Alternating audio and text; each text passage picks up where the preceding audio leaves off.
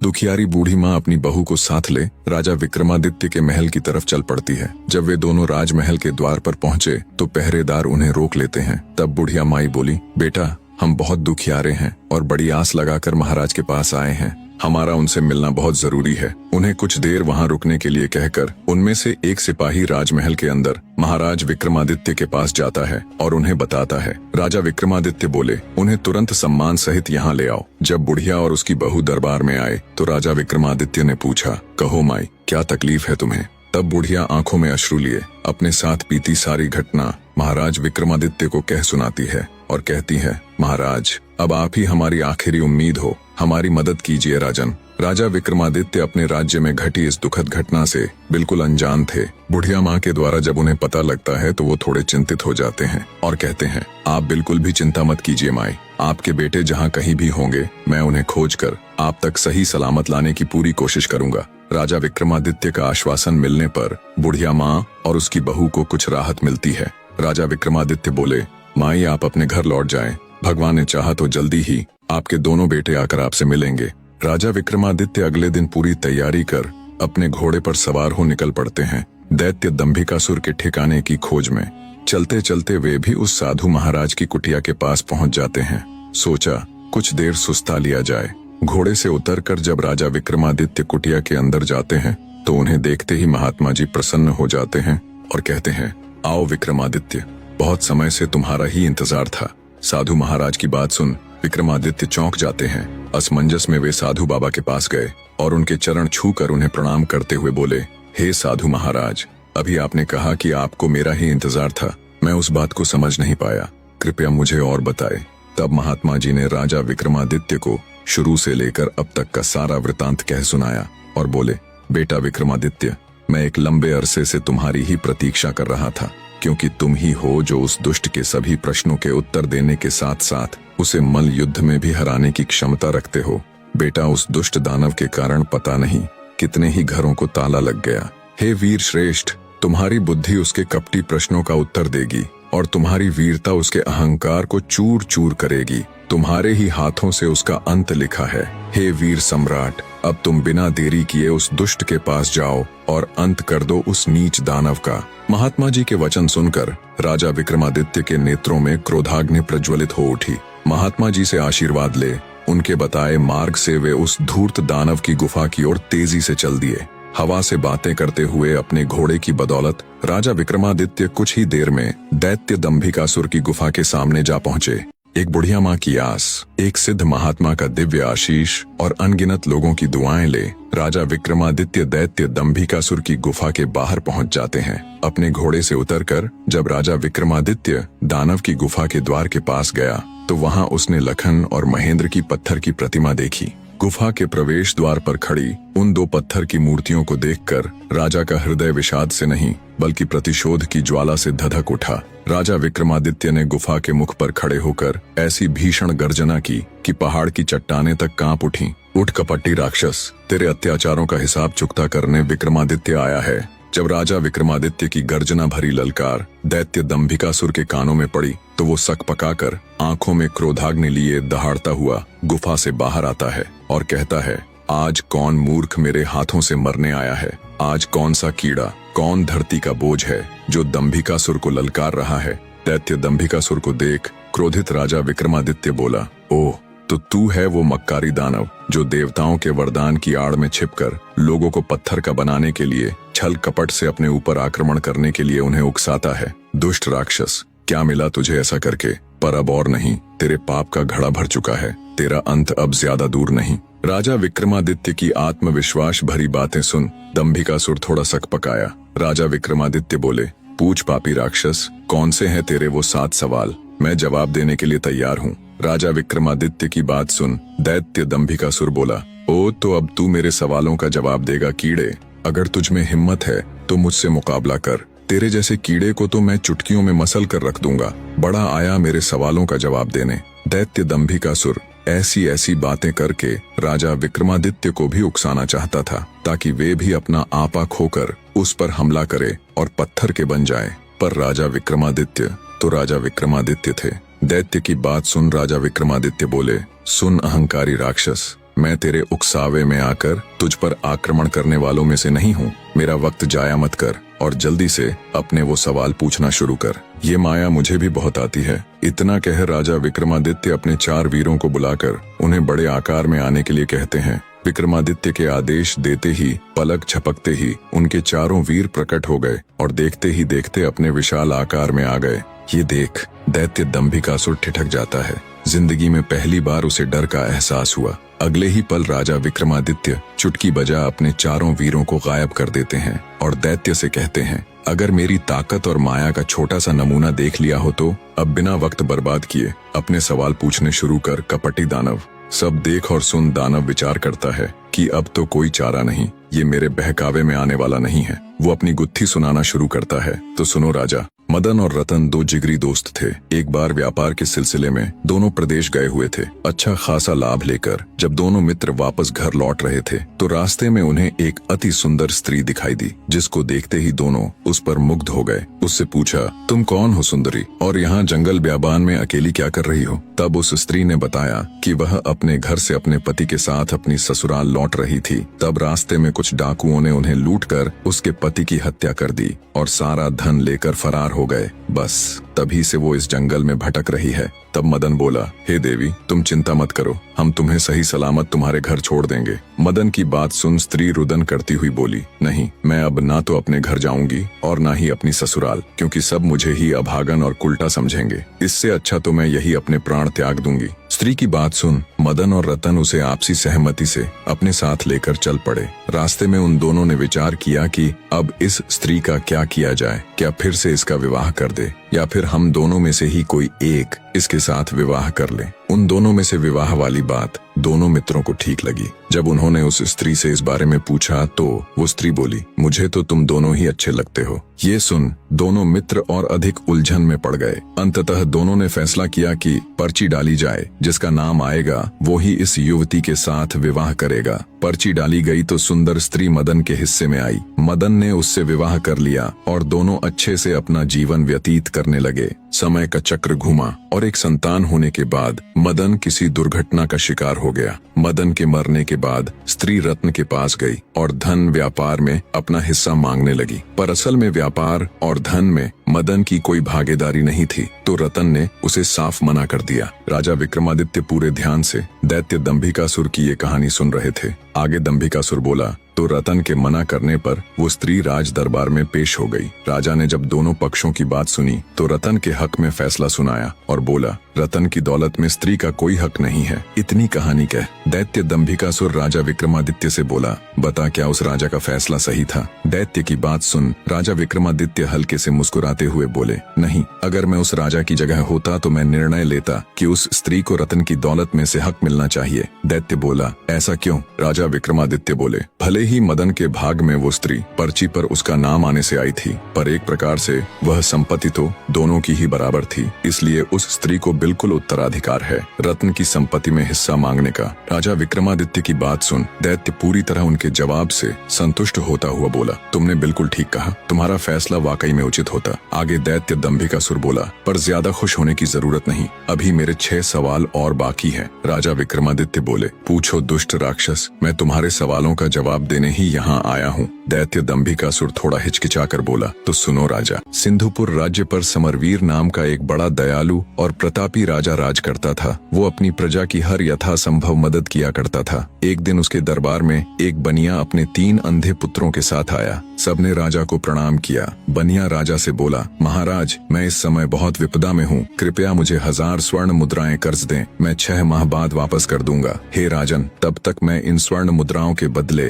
अपने 3 बेटों को आपके पास गिरवी रख दूंगा। बनिए की बात सुन राजा बोला, आपके 3 पुत्र तो अंधे हैं, भला ये मेरे किस काम के? बनिया बोला, ऐसा न कहें राजन, मेरे 3 बेटे बहुत गुणी हैं। पहला लड़का घोड़ों की पहचान में अद्वितीय है, दूसरा लड़का आभूषणों का अद्भुत पारखी है और तीसरा लड़का शस्त्रों का पारखी है। बनिए की ये बात सुन राजा को बहुत आश्चर्य हुआ। बोला, पर ये कैसे संभव है? बनिया बोला, महाराज, मेरे बेटे स्पर्श और गंध के आधार पर कार्य करते हैं। अगर इनकी एक भी बात गलत निकले तो आप इनकी गर्दनें उड़ा देना और मेरे आने पर मुझे भी दंड देना। बनिए की बात से राजा समरवीर सहमत हो जाता है। उसने बनिए की मांग के अनुसार उसको 1000 स्वर्ण मुद्राएं दे दी। राजा ने उन तीनों लड़कों के खान पान तथा रहने की उचित व्यवस्था कर दी। समय बीतने लगा। एक दिन एक घोड़ों का व्यापारी राजा के पास आया। उसने एक बड़ा सुंदर घोड़ा राजा को दिखाया। घोड़े की सुंदरता और उसकी कद काठी देखकर राजा का मन ललचा गया। वे उसे खरीदने को तैयार हो गए।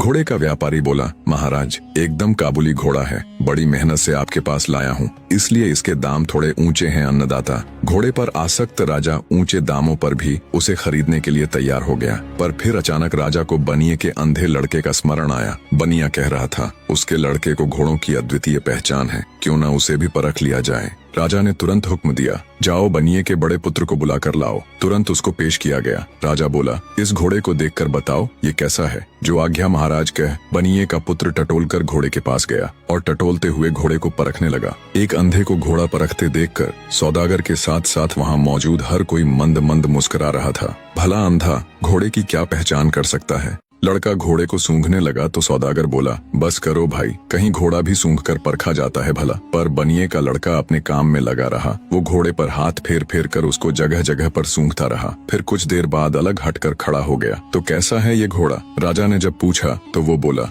राजन, यह घोड़ा भूल कर भी न खरीदें। राजा आश्चर्य से बोला, क्यों, क्या खराबी है इसमें? राजा की बात का जवाब देते हुए लड़का बोला, महाराज, हाथ कंगन को आरसी क्या, किसी को भी घोड़े के ऊपर बैठाकर परख लें। राजा ने तुरंत एक सैनिक को आदेश दिया। आदेश पाते ही सैनिक घोड़े पर बैठा और उसे चलाने लगा। कुछ दूर तक तो घोड़ा ठीक से चला, फिर घोड़े ने सैनिक को बुरी तरह पटक दिया और हिनहिनाने लगा। ये देख सौदागर आश्चर्यचकित रह गया और बोला, राजन, ये घोड़ा मेरे साथ ऐसा तो कभी नहीं करता। राजा कुछ कहता उससे पहले ही अंधा बोल उठा, तुम्हारे साथ क्या? हर ग्वाले के साथ ये ऐसा नहीं करेगा। तुम ग्वाले हो, गाय भैंस का रोजगार छोड़कर घोड़ों का व्यापार कर रहे हो। हैरान होता हुआ व्यापारी बोला, मैं ग्वाला हूँ, ये बात तुमको कैसे पता चली? अंधा बोला, यह घोड़ा तुम्हारे ही घर जन्मा है, इसके माँ बाप भी तुम्हारे पास ही थे। तुमने इस घोड़े को भैंस का दूध पिलाया है। इसकी महक लेते ही मैं समझ गया था, इसलिए मैंने महाराज को ये घोड़ा खरीदने से मना किया। सौदागर चकित रह गया। बनिए का अंधा लड़का एकदम सच कह रहा था।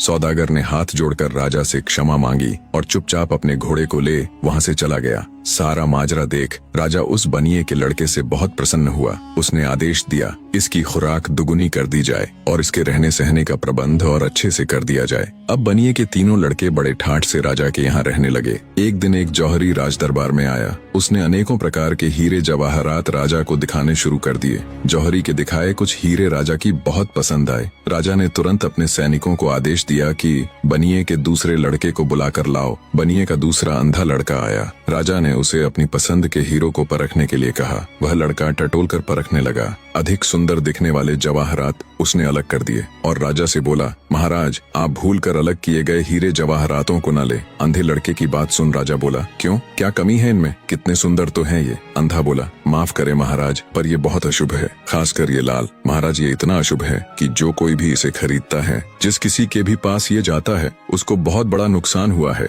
या तो उनके घर में आग लग गई या फिर सब चोरी हो गया। कुछ परिवारों में तो उनके सदस्य तक मृत्यु को प्राप्त हो गए सरकार। और ये बात ये जौहरी भी अच्छे से जानता है। इतना सुनते ही जौहरी को काटो तो खून नहीं, वो तुरंत वहाँ से उठकर भागने लगा तो मौजूद राजा के सिपाहियों ने उसे तुरंत पकड़ लिया। जौहरी हाथ जोड़कर बोला, मुझे क्षमा कर दे महाराज, मुझसे बहुत बड़ी गलती हो गई जो मैं आपके पड़ोसी राजा के कहने पर इन अशुभ रत्नों को लेकर आपके पास चला आया। राजा के गुस्से का कोई ठिकाना नहीं था। उसने तुरंत उस जौहरी को कैद खाने में गिरवा दिया और बनिए के मध्यम वाले लड़के से खूब खुश हुआ, उसकी खूब तारीफ की और आदेश दिया कि इसकी भी खुराक दुगनी कर दी जाए। दो अंधे लड़के अपनी अपनी कारीगरी में सफल हो चुके थे। सबसे बड़े वाले ने अंधा होते हुए भी घोड़े को सूंघकर राजा को एक खराब घोड़ा लेने से बचाया, तो मध्यम वाले ने हीरों को टटोलकर उसे शापित हीरे लेने से बचाया। इसी प्रकार एक दिन राज दरबार में शस्त्र विक्रेता आया और बनिए का तीसरा यानी सबसे छोटा लड़का भी परीक्षा में सफल रहा। उसने भी सिर्फ काम आने वाले बेहतरीन हथियारों को ही राजा के लिए चुना। राजा छोटे वाले से भी बहुत खुश हुआ। उसने हमेशा की तरह आदेश दिया कि इसकी खुराक भी दुगुनी कर दो। कुछ समय बाद एक दिन तीनों हमारे चैनल मसालेदार कहानी को सब्सक्राइब करें। अंधे लड़कों का पिता बनिया वापस आ गया। उसने राजा से लिया हुआ सारा आरण वापस कर दिया और अपने तीनों लड़कों को लेकर वापस जाने लगा। तब राजा बनिए से बोला, तुम इन तीनों लड़कों के बाप हो, तुम्हारा क्या गुण है? राजा की बात सुन बनिया बोला, मैं आदमी की पहचान कर सकता हूँ। उसकी बात सुन राजा बोला, ओह अच्छा, तो फिर बताओ हमारी पहचान क्या है? ये सुन बनिया एक बार तो झिझका, फिर राजा की आंखों में आंखें डालते हुए बोला, आप नानाबाई की औलाद हैं। कहानी को बीच में रोककर आपको बता दूं कि उस समय समाज में जाति और पेशे के आधार पर ऊंच नीच का बहुत भेदभाव होता था। बनिए ने राजा के पूर्वजों को नानबाई यानी एक रोटी या ब्रेड बनाने वाले के वंशज कहकर यह जताने की कोशिश की कि राजा किसी राजवंश से नहीं बल्कि एक साधारण पृष्ठभूमि से आया है। फिर से कहानी में चलते हैं। आगे बनिया बोला, जब भी मेरे लड़कों ने अपनी अद्वितीय पहचान दिखाते हुए कोई अद्भुत कार्य किया तो आपने उन्हें कोई पुरस्कार न देकर हर बार उनकी खुराक यानी खाना ही बढ़ाया है। इतना सुनते ही राजा के पूरे तन बदन में आग लग गई। क्रोध में अंधे राजा ने हुक्म देकर न सिर्फ बनिए को बल्कि उसके तीनों पुत्रों को भी मौत के घाट उतरवा दिया। इतनी कहानी कह दैत्य दंभिकासुर राजा विक्रमादित्य से बोला, बताओ बनिए को उसके लड़कों समेत मारने वाला राजा पाप का भागी बना या नहीं? राजा विक्रमादित्य बोले, खून का असर भला कभी जा सकता है क्या? बनिए को समझदारी से काम लेना था, अपने कारण वह बेटों समेत मौत की गोद में समा गया। इसमें पाप का भागी राजा नहीं बल्कि वो बनिया ही था। राजा विक्रमादित्य की बात सुन दैत्य दंभिकासुर बोला, तुमने बिल्कुल ठीक कहा विक्रमादित्य। इतना कह दैत्य चुप हो जाता है। उसे अनुभव होता है जैसे उसके हर सवाल के जवाब के साथ उसकी शक्ति कम होती जा रही है। उसने देवताओं को प्रसन्न कर जो वरदान लिया था उस कारण वो गुत्थियों के दिए गए सही जवाबों को झुठला भी नहीं सकता था। उसके चेहरे पर डर और गहरी सोच देख राजा विक्रमादित्य बोले, क्या हुआ दुष्ट राक्षस, अब किस सोच में पड़ गया? इतना अगर तू पाप करने से पहले सोच लेता तो आज इस दिन की नौबत ही नहीं आती। अपना अगला सवाल पूछ पापी दानव। राजा विक्रमादित्य की बात सुन दैत्य दंभिकासुर बोला, भूलो मत विक्रमादित्य, अभी मेरे 5 सवाल और बाकी है। तुमने अगर एक भी सवाल का सही जवाब नहीं दिया तो तुम तुरंत पत्थर के बन जाओगे। इतना कह दैत्य अपनी अगली गुत्थी कहना आरंभ करता है। तो सुनो राजा। एक इच्छाधारी नाग नागिन जंगल में मनुष्य रूप में प्रेम लाभ कर रहे थे। दोनों अपनी काम क्रीड़ा में मशगूल थे। तभी एक मृग का पीछा करते हुए एक राजा उधर आ निकला। जैसे ही उसने शिकार करने के लिए मृग का निशाना साध उस पर तीर छोड़ा तो मृग भाग निकला और राजा के द्वारा छोड़ा हुआ वो तीर सीधा मनुष्य रूपी उस नाग की छाती में जा लगा। जैसे ही वो तीर नाग को लगा, सहम कर नाग नागिन ने तीर की दिशा में देखा तो घोड़े पर बैठा हुआ राजा उन्हें दिखाई दिया जिसके हाथ में तीर कमान था। सारा माजरा समझते उन्हें देर न लगी। उधर राजा भी अपने घोड़े पर बैठा ये सब देख रहा था कि उसका तीर मृग को न लगकर एक मनुष्य के सीने में जा लगा। राजा एकदम सन्न सा बैठा रह गया। सोचा, इस घनघोर जंगल में ये आदमी और औरत कहाँ से आ गए? तीर लगने के कुछ देर बाद ही वो इच्छाधारी नाग अपनी नागिन की गोद में दम तोड़ देता है। ये देखते ही नाग के वियोग में नागिन के मुख से दर्द भरी जोरदार चीख निकली। पूरा जंगल उसकी चीख से थर्रा उठा। रोती बिलखती नारी को देख असमंजस और अपराध बोध से घिरा राजा जब अपने घोड़े से उतर उनकी तरफ चलता है तभी उसने देखा मृत्युप्रांत मनुष्य रूपी इच्छाधारी नाग अपने असली रूप में आ जाता है। ये देख राजा के पैरों नीचे से जमीन खिसक जाती है। उसे समझते देर न लगी कि ये तो इच्छाधारी नाग नागिन का जोड़ा था। अपने मरे हुए नागपति को अपने गले में टांगे नागिन जोर जोर से रुदन करती हुई भयंकर गर्जना के साथ बोली, हे पापी मनुष्य, आज जिस प्रकार मैं अपने पति के वियोग में तड़प रही हूँ, एक दिन तेरी पत्नी भी तेरे वियोग में ऐसे ही तड़पेगी। ये सुनते ही राजा का चेहरा एकदम फीका पड़ गया। वो नागिन से बोला, हे नागिन, मुझे क्षमा करे, मैंने तुम्हें नहीं देखा, मुझसे बहुत बड़ी भूल हो गई। राजा की बात सुन दहकते अंगारों सी आंखें लिए मनुष्य रूपी इच्छाधारी नागिन बोली, पापी मनुष्य, भूल नहीं, अपराध किया है तूने। हत्यारा है तू मेरे पति का, जिसके लिए मैं तुझे क्षमा नहीं बल्कि मृत्यु दंड दूंगी। मैं अपने मरे हुए पति की कसम खाकर ये प्रण करती हूँ कि आज से ठीक 9 दिन बाद नाग पंचमी के दिन मैं तुम्हें दसकर अपने पति का बदला पूरा करूंगी। नागिन की बात सुनकर तो जैसे राजा का हृदय फट गया। बेचारा बेबस राजा अत्यंत भरे हृदय से राजमहल की तरफ चल पड़ता है। जब राजा राजमहल गया और रानी ने उसका उतरा हुआ चेहरा देखा तो वो भी उसे देख चिंतित हो उठी। रानी बोली, क्या हुआ महाराज? आप जब से शिकार से वापस आए हैं तब से आपका चेहरा बिल्कुल उतरा हुआ है। ऐसा क्या हुआ महाराज, मुझे बताए। तब राजा रानी के सामने जंगल में हुई पूरी घटना कह सुनाता है। सारी बात सुन रानी भी सन्न रह गई। रानी एक पतिव्रता स्त्री थी। वो बोली, महाराज आप चिंता मत कीजिए, आपको डसने से पहले उस नागिन को मुझे मारना होगा। मेरे रहते मैं आपके ऊपर कोई भी आंच नहीं आने दूंगी। अगले दिन राजा और रानी ने बहुत साधु महात्माओं और विद्वानों से अपनी इस समस्या को साझा किया, पर कहीं से भी उन्हें संतोषजनक हल नहीं मिला। किसी ने कुछ उत्तर दिया तो किसी ने कुछ करने को कहा। इन्हीं सब में 8 दिन गुजर जाते हैं। आज वो 9वां यानी नाग पंचमी का दिन था, जिस दिन वो नागिन राजा को डसने के लिए आने वाली थी। आज इच्छाधारी नागिन के बदले का दिन था। आज वो नागिन राजा को डसकर अपने पति की हत्या का बदला लेने वाली थी।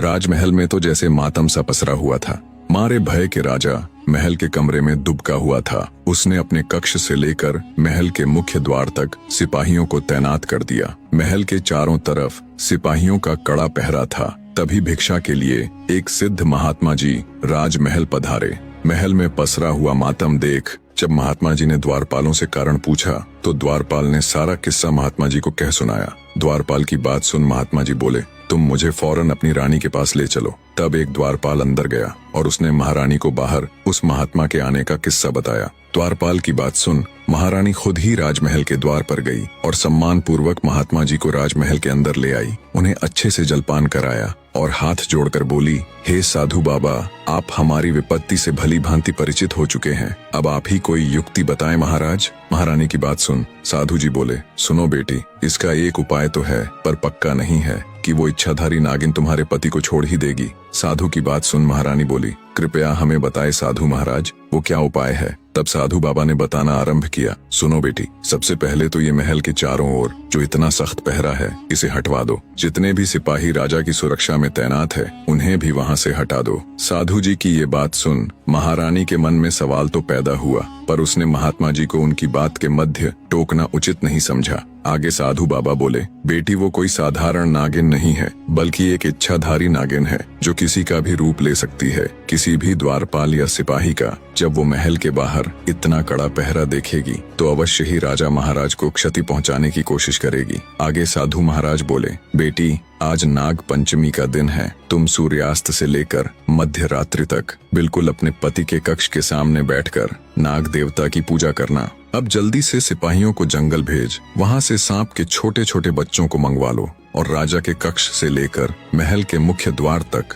थोड़ी थोड़ी दूरी पर छोटे बच्चों को बैठा देना, जो जंगल से लाए गए सांप के छोटे बच्चों को दूध पिलाएंगे। और अंतिम और सबसे जरूरी कार्य, महल के मुख्य द्वार से राजा के कक्ष तक सुगंधित फूल बिछवा दो। इतनी युक्ति बता। साधु बाबा बोले, बेटी बस एक यही रास्ता है जिससे उस इच्छाधारी नागिन का हृदय पिघल सकता है। कहते हैं बैरी यानी शत्रु का आदर करना चाहिए। इतनी बात बता। साधु महाराज महल से चले जाते हैं। रानी ने साधु के बताए अनुसार ही सारी व्यवस्था कर दी। राजा की सुरक्षा में तैनात सभी सैनिकों को हटा दिया। महल के चारों ओर से भी सिपाहियों का पहरा हटवा दिया। राजा कक्ष से लेकर महल के मुख्य द्वार तक ताजे सुगंधित फूल बिछवा दिए और खुद राजा के कक्ष के द्वार पर बैठकर नाग देवता की पूजा करने लगी। जब रात्रि का पहला पहर शुरू हुआ तो वो इच्छाधारी नागिन राजा से अपने पति की हत्या का बदला लेने के लिए आई। नागिन राजा को डसकर उसे मारने के लिए जब राजमहल के मुख्य द्वार से अंदर जाती है तो वो दंग रह जाती है। उसने देखा महल के मुख्य द्वार से महल के अंदर तक अत्यंत खूबसूरत और नाना प्रकार के सुगंधित फूल रास्ते में बिछाए गए हैं। फूलों के स्पर्श और उनकी महक से नागिन मंत्रमुग्ध होती हुई आगे बढ़ती है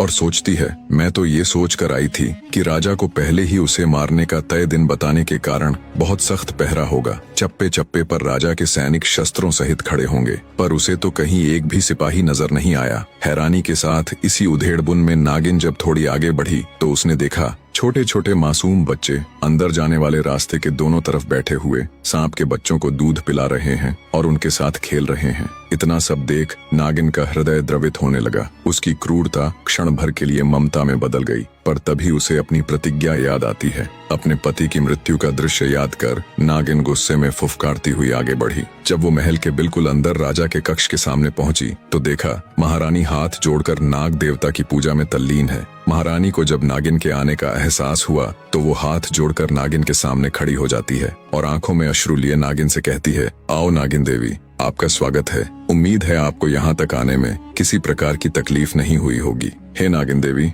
मैं भली भांति परिचित हूँ कि आप यहाँ किस उद्देश्य से आई हैं। मेरे पति से अनजाने में ही सही, पर हुआ तो बहुत बड़ा अपराध है, इसलिए मैं आपको उन्हें डसने से बिल्कुल भी नहीं रोकूंगी। पर मेरी आपसे एक गुजारिश है, आप मेरे पति को डस कर उनके प्राण हरे, उससे पहले आप मुझे भी डस लें। मैं एक पतिव्रता स्त्री हूँ, मैं ये कदापि नहीं देख सकती कि मेरे जीते जी मेरे पति को कुछ भी हो जाए। इतनी कहानी कह दैत्य दंभिकासुर राजा विक्रमादित्य से पूछते हैं, बताओ विक्रमादित्य, क्या वो नागिन राजा को डस कर अपने मरे हुए पति की खाई हुई कसम पूरी कर अपनी प्रतिज्ञा निभाएगी या नहीं। दोस्तों, कहानी में आगे बढ़ने से पहले और राजा विक्रमादित्य का जवाब सुनने से पहले ये सवाल आप सबके लिए भी है। दैत्य दंभिकासुर के प्रश्न का जवाब देते हुए राजा विक्रमादित्य बोले, नहीं दुष्ट राक्षस, वो नागिन राजा को नहीं डसेगी, क्योंकि जब उसने महल में प्रवेश करते समय अपना सत्कार देखा और नन्हे बच्चों को छोटे सांपों को दूध पिलाते देखा तो उसका हृदय तो पहले ही पिघल चुका था। बाकी बचा खुचा गुस्सा भी रानी की पतिव्रता देखकर पिघल गया। आखिर थी तो वो भी एक औरत ही। बदले की सीमा से पतिव्रत बहुत आगे निकल गया। और रही बात मरे हुए पति की कसम खाकर बदले की प्रतिज्ञा की, तो नागिन ने पास ही जल रहे पूजा के हवन कुंड में खुद को झोंक कर अपने प्राण त्याग दिए। अब न वो जिंदा रहेगी और न उसे अपनी प्रतिज्ञा पूरी करनी पड़ेगी। विक्रमादित्य का जवाब सुन दैत्य दंभिकासुर निराश होते हुए बोला, तुमने ठीक कहा, तुम वाकई में बहुत बुद्धिमान हो राजा विक्रमादित्य, पर अभी भी मेरे 4 सवाल बाकी हैं। कहानी का तीसरा यानी अंतिम अध्याय भी बहुत जल्दी लेकर आएंगे। बने रहे मेरे लाडले दर्शकों।